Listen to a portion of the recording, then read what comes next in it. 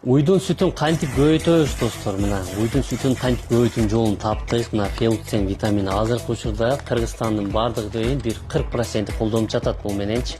Андыктан бардык сүт багытындагы уй кармаган фермерлер, жана байкелер, эжелер сүттү кантип көбөйтүштү билбей жатсаңыздар, могу фелуцин витаминин сунуштайбыз.